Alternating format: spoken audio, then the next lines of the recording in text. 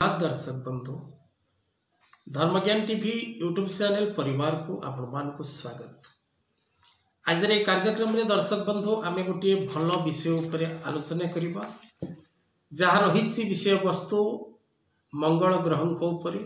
मंगल ग्रह चलन करिवे 12 जुलाई 2024 कृतिका नक्षत्र वृष राशि को मंगलंकर गोचर। मंगलंकर एही राशि परिवर्तन 12 जुलाई 2024 शुक्रवार।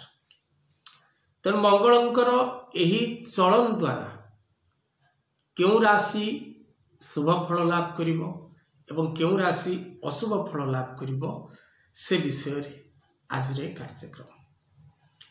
दर्शक बंधु सेनापति ग्रह मंगल नवग्रह मध्य सेनापति ग्रह मंगल।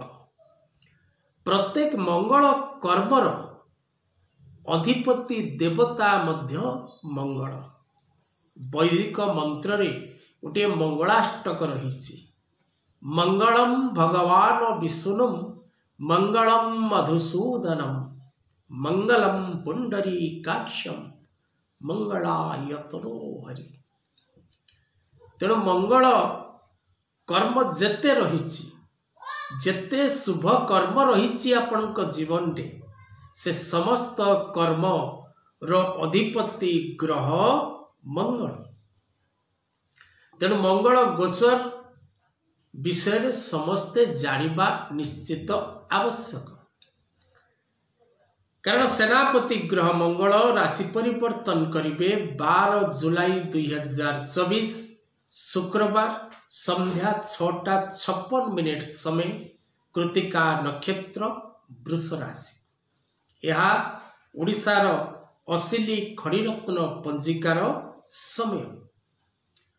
मंगल गोचर विशेष करी दर्शक बंधु जो व्यक्ति विशेष मान शुभ फलदायक मंगल गोचर रहिबो सेमाने शौर्य वीर्य तेज पराक्रम साहस शक्ति धैर्य मान सम्मान वृद्धि भूमि भवन बाहंड लाभ दूरयात्रा नूतन व्यवसाय एवं मांगलिक कर्म विवाह व्रत भूमि पूजन गृह प्रवेश गृह प्रतिष्ठा पुरातन गृह नूतनीकरण पूर्वक पुनः प्रतिष्ठा एमती विभिन्न प्रकार देवकर्म निमंते व्यक्ति विशेष को साहाय्य और सहयोग करिता है।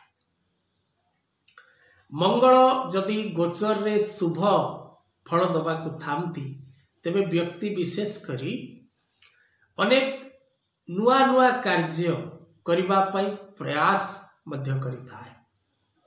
धैर्य शक्ति को एकत्र करी निजर उद्यम रे कौनसी संगठन प्रस्तुत करी आगु को बढ़िबार सौभाग्य मध्य प्राप्त करिता है।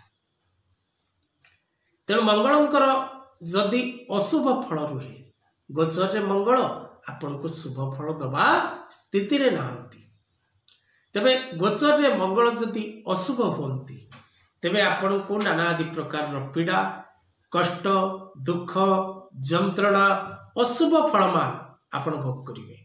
कौन से काम करबा पाई आपण चाहूचंती से काम रे बारंबार विघ्न आसीबो। आपण से काम करि परिबे नाही से काम रे आपण निश्चित भाव रे विघ्न घटिबो विघ्न र सृष्टि हो। तेणु अशुभ मंगल आपणकर प्रत्येक शुभ कर्म रे बाधा सृष्टि करे। तेणु जो राशि गुड़ी को ये मंगल गोचर शुभ फलदायक रहिबो सेमाने निश्चित भाव रे पूर्ण शुभ फल प्राप्त करिवे। आ गोटे सबठारु बड़ कथा है दर्शक बंधु जो वृष राशि को मंगलंकर गोचर होची 12 जुलाई रे से वृष राशि रे पूर्वरु देवगुरु बृहस्पति उपस्थित रही। तेणु इठी बृहस्पति एवं मंगल दुई जन मित्र गोटे स्थान रे अवस्थान करिवे। तेणु गुरु एवं मंगलंकर जोड़ी जदि आपणक जन्म जातक रे थाए तेबे यह अनेक शुभ फल व्यक्ति विशेष को प्रदान करिथा। गुरु मंगल बा भूमि गुरु गुरु भूमि जोग ए जोगटी अत्यंत शुभ जोग। किंतु दर्शक बंधु केतुंकर अवस्थिति ठारू ए जो जोगटी निर्माण होउची यह केतुंक नवम दृष्टि रे आसुची। तेणु केतुंक दृष्टि रे बृहस्पति एवं केतुंक दृष्टि रे मंगल मध्य रहिबे।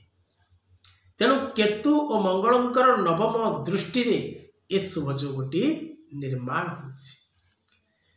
तेणु ए प्रकार ग्रह अवस्थिति को आमे जदि आधार करी विचार करिबा तेबे मंगलंकर गोचर ज्योतिष शास्त्र हिसाब रे गोचर फल ज्योतिष शास्त्र प्रमाण करे जे मंगल निज गोचर अर्थात आपण राशि ठारू जदि तृतीय षष्ठ दशम और एकादश रे गोचर करती तेबे आपण को अत्यंत शुभ फल मिलता है। तेणु चारोटी राशि को शुभ फल मिलवा निश्चित अटे। ये चारोटी राशि तृतीय षष्ठ दशम एकादश निश्चित भाव में शुभ फल प्राप्त करेंगे जहाँ शास्त्र वर्णना। किंतु आमे ग्रह अवस्थिति को आधार करी जदि विचार करिबा तेबे मुख्य 8 गोटी राशि को शुभ फल मिलिबा। कारण ग्रह मानकर दृष्टि ग्रह मानकर स्थिति अवस्थिति को आमे विचार को नहीं विचार करिबा परे 8टी शुभ फल प्राप्तर राशि आसुची। से 8टी राशि रो प्रथम राशि मीन, द्वितीय धनु, तृतीय सिंह, चतुर्थ कर्कट। ये 4टी राशि परे आउ 4टी राशि पूर्ण शुभ फल लाभ करिवे किंतु प्रथम 4टी राशि ठारू कम परिमाण।